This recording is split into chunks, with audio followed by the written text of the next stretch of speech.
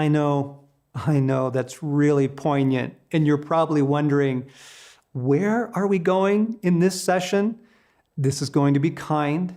It's going to be gracious. But we are talking about here in session 4, caring for the neglected places in our souls. And before we jump into the pause this week, I want to set it up because we're going to use the pause in a different way than we have before, okay? We've been exploring how this crazy world continues to push us into the shallows of our own hearts and souls, how technology and media and our consumption and obsession with it is literally changing the structure of our brains and shortening our attention span and making us sort of scattered. And then you add to that, just the insane pace of life. And what we find is that we are not able to be present, truly present to our own life and to the people around us. Much of this experiment, much of this book, and much of my writing on this came out of self-discovery. And one of those moments for me was with my grandchildren. Stacy and I are grandparents now, and we have some wee ones, 2 little girls and a little boy, and I love their visits. I love being with them. But what I noticed was that I could be present to them for about 5 minutes. And then I just found myself preoccupied with other things, wanting to check my phone, wanting to get online, wanting to think about work. I couldn't be there for them. I couldn't be soul to soul, life to life. And when you are with little ones, it is timeless. They're not watching the clock, but I was. And I didn't like that. I didn't like the shallowing of my own soulful experience of life, okay? So that's what we're exploring. That's what we're trying to get out of. That's what we're trying to get our lives back from. More of God, more of our soul, more of life together. And we've got to be honest. We are actually in love with the distraction. There's something in human nature that just doesn't want to deal with the more difficult things, okay? Now be frank. How many of you have heard that little tick, tick, tick, or thump, thump, thump coming from the engine or the transmission of your car and just ignored it for months, hoping that it would go away, right, and fix itself?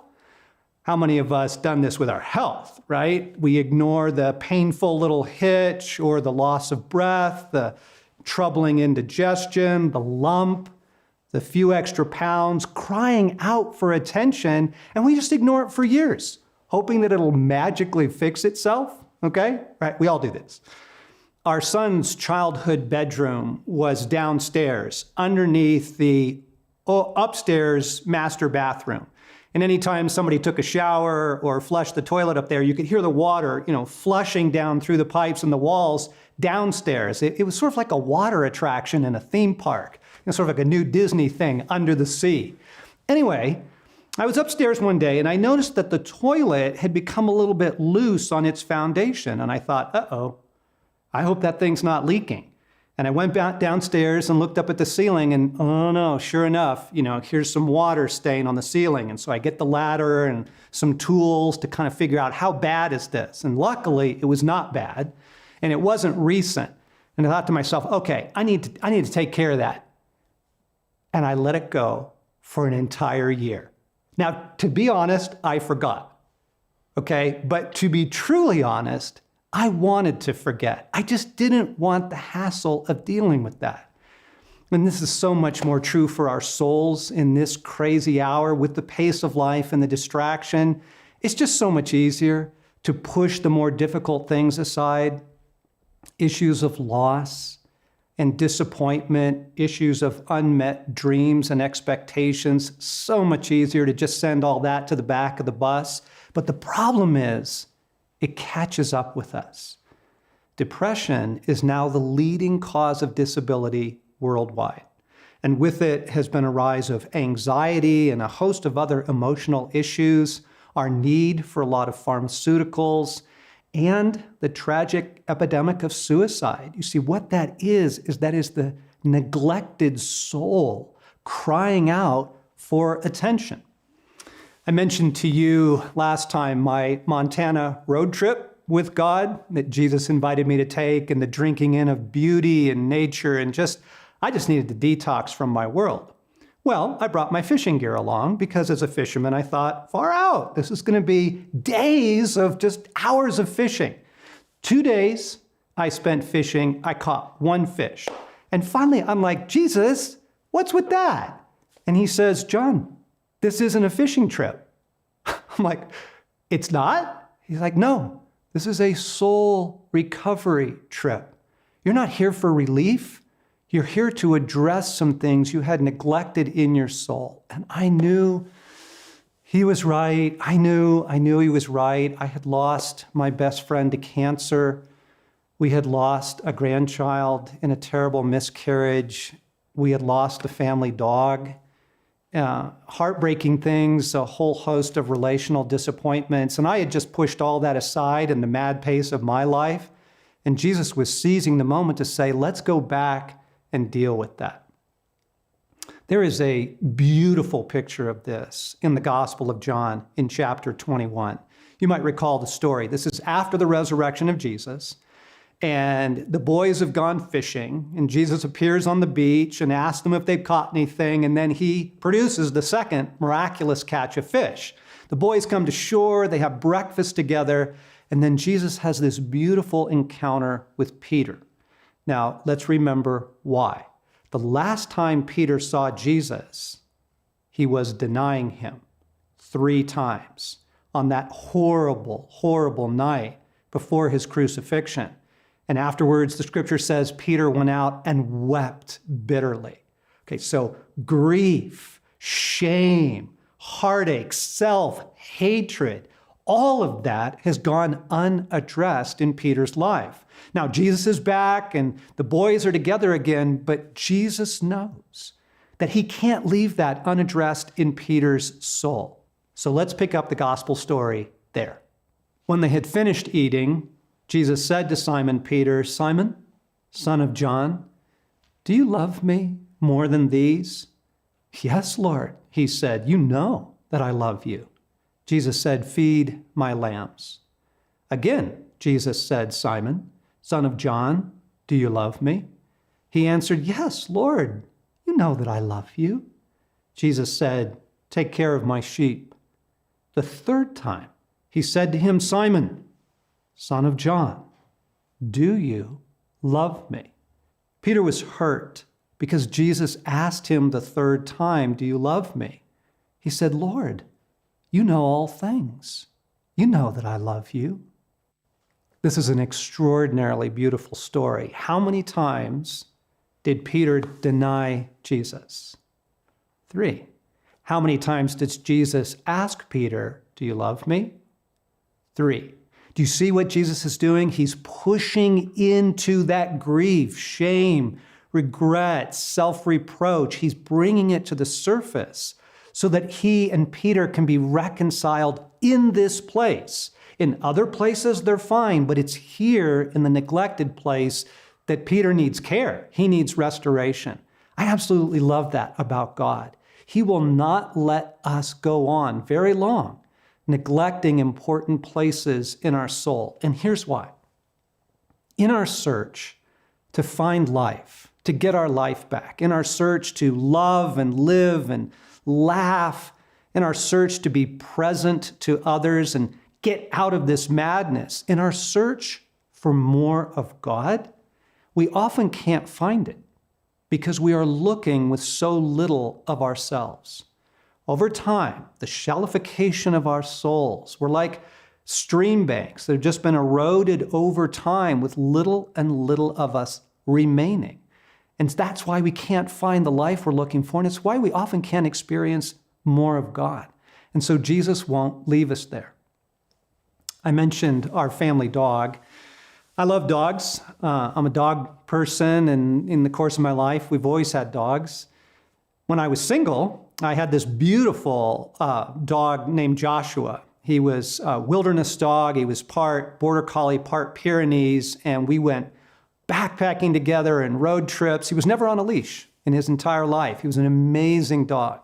And when he died, I thought to myself, that's it. I don't want to face that again. And so it took a lot of years family, children, and then finally it was time for a family dog. And we got this great golden retriever named Scout, and he was so fun to be with. He loved canoeing and hiking, and a taste for underwear. He was a hoot to be around, okay? And when we lost Scout, oh, it was like no more. And it took years again for us to get our third family dog. And I just buried him a few months ago. And what happens is that over time, through our disappointments and our frustrations and our heartbreaks and our setbacks and unfulfilled dreams, we just leave parts of our soul behind. Just less and less of us shows up for the game, okay? And so Jesus circles back around to us to say, look, we've got to take care of that. And here's the thing, this mad world is never going to encourage you to take care of your soul. Take care of the neglected places in your soul. Did you know that the average corporate bereavement leave for a spouse, having lost a spouse, is 4 days? 4 days. That is madness. I mean, you haven't even begun to breathe at 4 days. You are concussive with the trauma of the loss. The world just wants us to get on with it. Just put all that aside and get on with doing. So Jesus circles back around. As Psalm 34:18 says, the Lord is close to the brokenhearted and saves those who are crushed in spirit. Jesus cares about your losses and disappointments and griefs, and he will help you like he did with Peter. He will help you attend to the neglected places in your soul so that more of you can come back and be part of this life. All right, now we're ready to practice our pause. Because oftentimes what I will use my pause for is to invite Jesus in to the neglected places in my soul. Some recent frustration, some loss I've just skipped over, some disappointment I had to just blow by because of the pace of life, when I have a chance to pause, okay? So what I want to ask you for a moment is to think about what are the disappointments that you've had to just blow by in the past year. Now, I'm not suggesting you go on a witch hunt. This isn't uncover every failure and disappointment in your life, every piece of heartache. No, let's just find one thing that we can invite Jesus into. What relational disappointment or lost dream or career frustration have you experienced that you just haven't had a chance to invite God into? We're going to use the pause for that. So as we practice the pause now, go to those places. Ask Jesus to show you, Lord, where are you coming for me? Where have I neglected my soul? Where have I neglected my soul?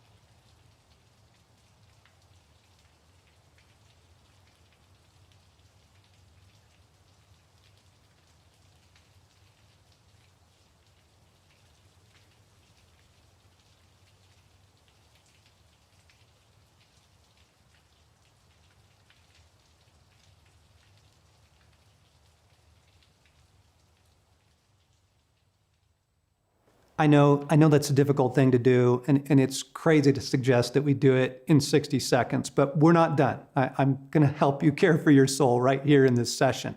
The first thing is just to identify and to begin to name neglected places in our soul. Because then what we want to do is learn the process of giving Jesus access to these places. So back to my Montana, the fishing trip that wasn't a fishing trip. So what I began to do was journal. Jesus said, just start writing down your losses, start naming the things. And it wasn't hard. I mean, there were some very big ones, but there were some small ones too that I had neglected. And then one by one, Jesus said, now invite me in. This is a very, very beautiful passage from the book of Revelation, very famous. You all probably remember this. Jesus says, I stand at the door and knock. If anyone hears my voice and opens the door, I will come in. So here's the key to emotional healing, all right? The door opens from the inside. We can't ask Jesus, would you go take care of that thing? I mean, I know there's that, that loss I suffered or that dream that wasn't fulfilled, that desire that was crushed. Would you go take care of that? It's not hostage negotiation, right? You don't get to stay 3 blocks down the street and ask Christ to go in, all right? The door opens from the inside. The reason he wants us to enter these places like he made Peter enter, the place of his sorrow and grief is because we open the door to Christ from inside our own soul, okay? We have to be present to it to allow Jesus to come in. So now what I want to do is pray with you and just kind of give you a feel of how I do this in my own life. So you've named 1 or 2, 3 neglected places, losses, disappointments, unattended griefs. Now let's invite Christ in. So here's how I pray. Lord Jesus, forgive me for neglecting this for so long. I'm sorry, Lord. Forgive me for neglecting this for so long. You know this very well. But I have been distant from my own soul, and I want to inhabit my soul again. And so I come back to this place. I come back to this loss or grief or disappointment. And here in this place, as I'm feeling it, I invite you in. I open the door from the inside. Jesus, come in. I give you permission to restore my soul here. I know you wait for me to let you in. And so I let you in now. Jesus, come to me and meet me here. Restore my soul. Restore my soul. In your name, I pray. Now, friends, that's just a beginning, and it's something to learn to practice over time, but you would be surprised how much beautiful work Jesus can do if you will just inhabit your own soul. Come back to the neglected places and then open the door from the inside and let him in. Now, I understand some things may be surfacing that you need someone to talk to, and you might want to go to your pastor or priest or a Christian therapist and really talk through those things. And I recommend that highly. But over time, I found that simple prayer of inviting Christ in can do really good things for your soul. Now, there's more in the book and there's more in your study guide to guide you in where to go this week with this. But I want to close with this. When I lost my best friend to cancer a couple years ago, I was very aware of the soul care process. I was very in touch with my loss and my grief, and I just began to pay attention what heals the soul and what doesn't. And I began to make a list, and I found it to be very, very interesting, helpful and unhelpful, okay? Helpful, generous amounts of sunshine, everything living and green, long walks, lonesome country roads, swimming, beauty, music, friendly dogs, compassion, not expecting myself to produce the same level of work I normally accomplish in a day. Yard work, building a fence. Unhelpful, in the unhelpful category, pay attention to this. Grocery stores, malls, television, traffic, draining people wanting to talk to me, okay? Airports, the news, especially politics, social media, your typical dose of movie violence. Now, the thing is, which of those lists make up most of our average week, right? Do you see how important it is to learn to unplug from the madness and care for your soul? Friends, the good news is we can live as more wholehearted human beings. He really does restore our souls. We get more of our life back. We can experience more of God. Oh, and by the way, we have a new member of our family. It's a choice, a deliberate choice on my part, to stay open to keep my heart and soul open to hope and to joy and to life. And God is using him to restore our souls.